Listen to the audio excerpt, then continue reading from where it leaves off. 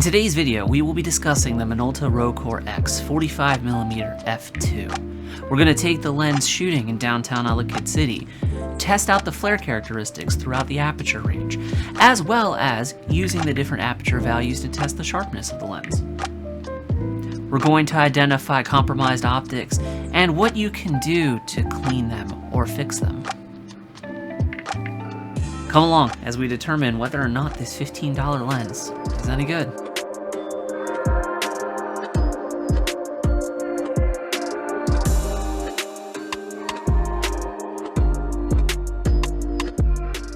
Alright, let's cover the history of this lens a little bit. The Minolta 45mm f2 began production in September of 1978. It is an optical design of 6 elements in 5 groups. It has a 5-blade aperture. It is 1.6 inches long. That is a pancake lens. It has a minimum focusing distance of 0.6 meters or about 2 feet. Now, Claire picked this lens up for me.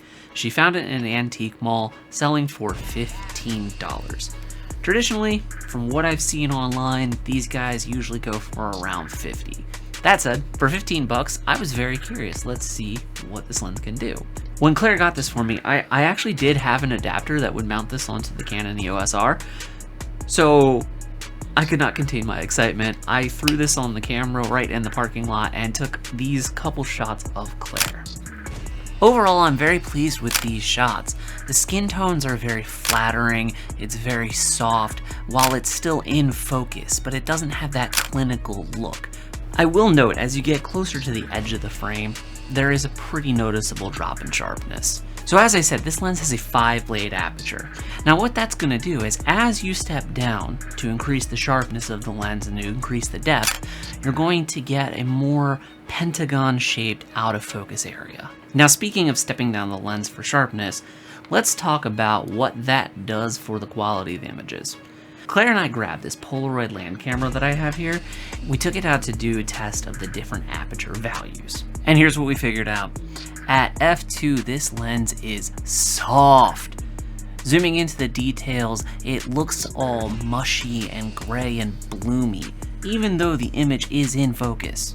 Stepping it down to f2.8 does sharpen up the image a bit, but you still kinda have some of that softness. There is a noticeable difference in the performance at f4. The image definitely sharps up a fair bit.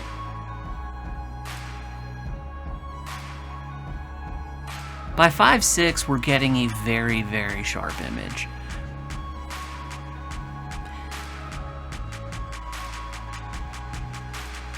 f8 is the peak sharpness of this lens. Once you go past f8, you actually start to fall off in sharpness again, which you can see here with f11.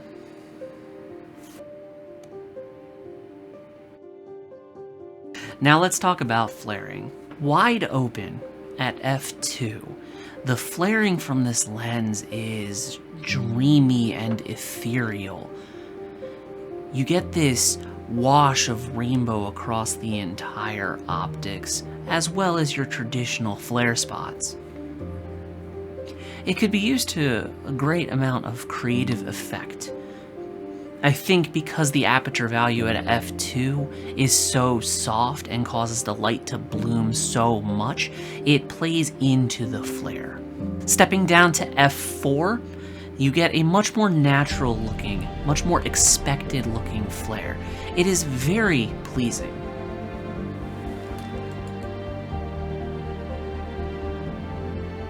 Now, one thing I wasn't expecting from the flare characteristics of this lens is at f2, it seemed to be a cooler tone, like a more neutral flare, where when you step it down to f4, it brings out more of a warm kind of amber hue to the flare. These were shot same day, same settings, with the same exact color grade to just put a little extra punch into the saturation of the images. I did not adjust the color balance. So these have been adjusted the same way, but the flare changed tone. I really am not 100% sure why that happened. After all these tests, we really just needed to get out and go shoot. So we headed out to Ellicott City.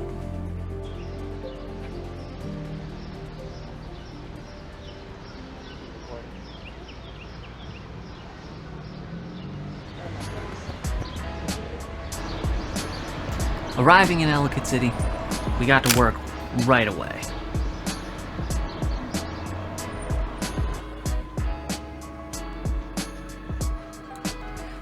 I finally got around to shooting this red car right in front of EC Pops.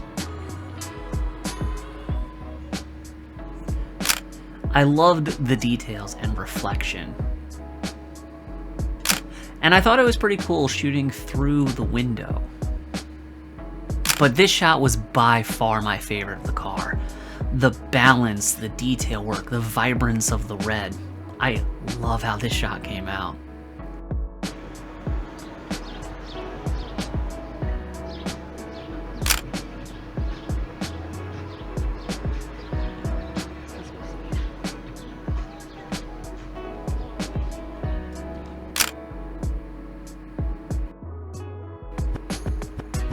Ended up finding this really cool broken piece of mirror leaning against a fence. I like the mirror. I found this shot to be pretty interesting.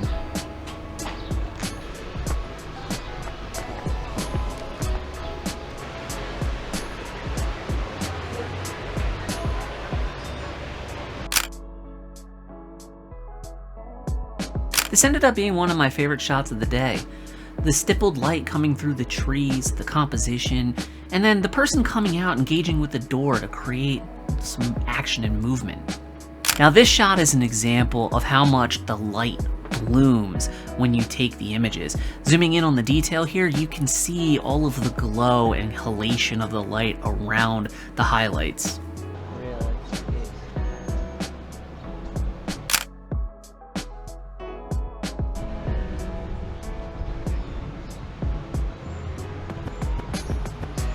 I loved the detail work of this little fence leading down to this staircase.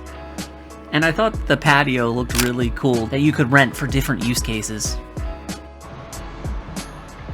We also had to fire off our traditional shot that we always do in Ellicott City, just seeing what the Rokkor 45mm could do.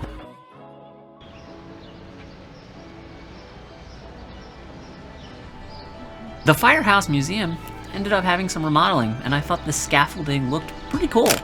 Created some very interesting shadows on the door.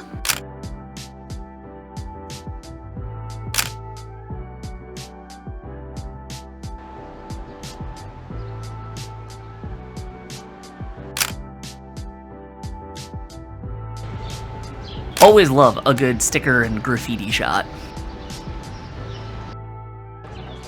Then on our way out, we found this little seating area by the old courthouse, and I just had to pose Claire against the stonework and against the garden to just get some portraits.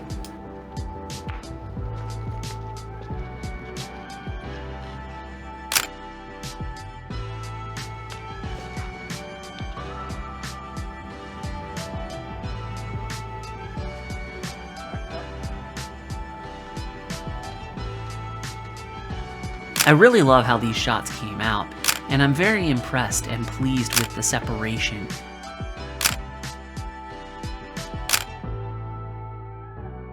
So I've used this lens for a number of different shoots, and I've greatly enjoyed the shooting experience.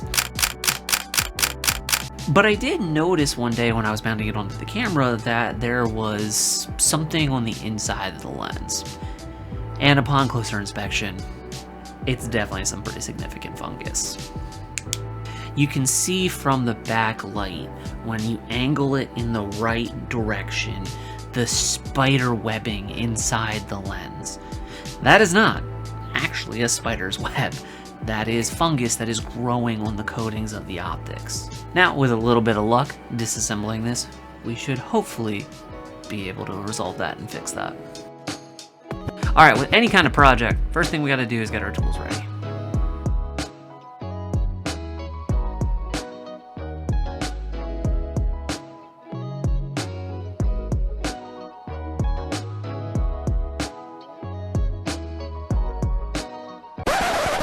Alright, this is disclaimer time. If you don't know what you're doing, or aren't willing to risk damaging your lens, don't take it apart. I don't mind. I've taken apart multiple different lenses, done different repairs, done different optic cleanings, so I'm willing to take the risk. I'm not sitting here advocating and saying, hey everybody, go take apart your lenses. So, if you mess up a lens, don't come crying here.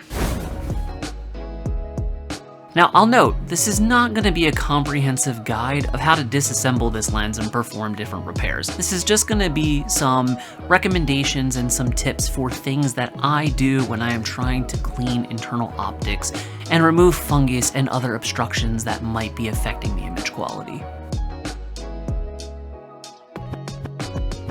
To clean the fungus, we're going to use isopropyl alcohol.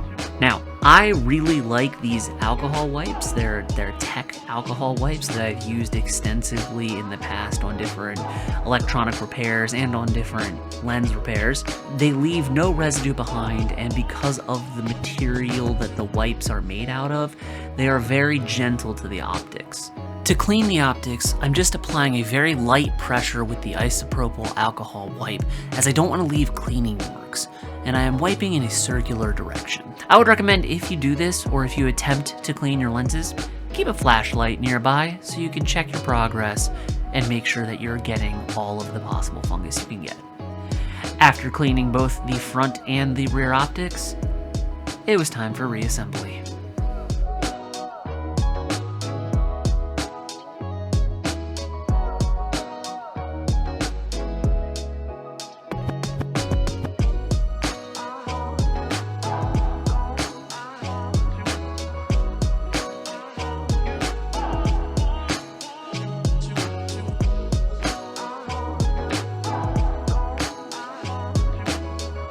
And here's the lens reassembled after cleaning. You'll notice it is significantly better. However, there is still a little bit of spidering. The front group of optics is sealed inside a plastic housing, and the only way I could see to get in there would actually be to cut the retaining ring off of the optics. I didn't want to do that, so we do still have a very small amount of fungus in between the front group element. After we finished cleaning the lens, we headed back to Ellicott City so we could test the low light performance by doing some night shooting.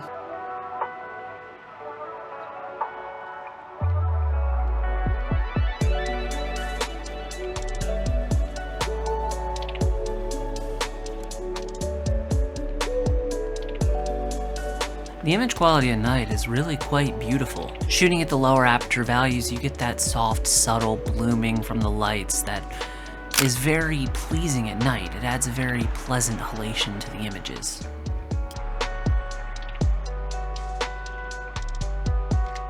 So I intentionally shot a very out of focus image just to play up how beautiful the bokeh is at f2.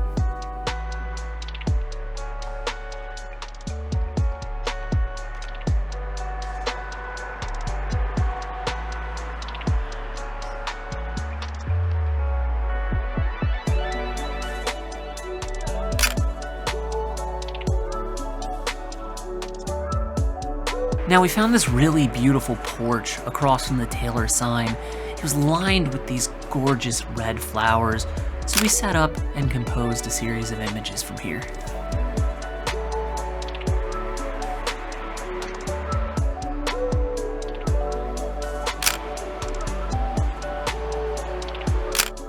On this same porch, I saw this really cute still life setup that I thought would be beautiful to shoot, so I asked Claire if she wouldn't mind sitting in and being a model for some night shots. And I really love how this shot came out. It's very natural, Claire looks deep in thought, and the moody atmosphere just lends to the scene.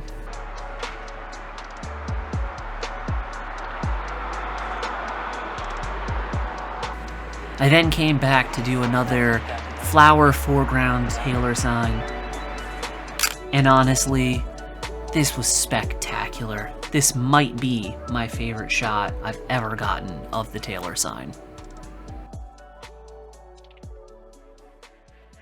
Alright, so, conclusions.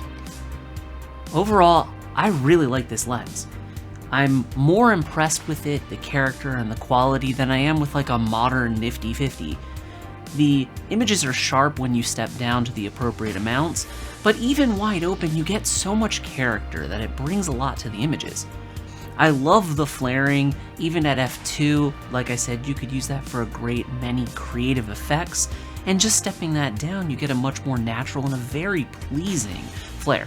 If you can't tell, I love flares. I will say I'm probably not going to use it that often at f2.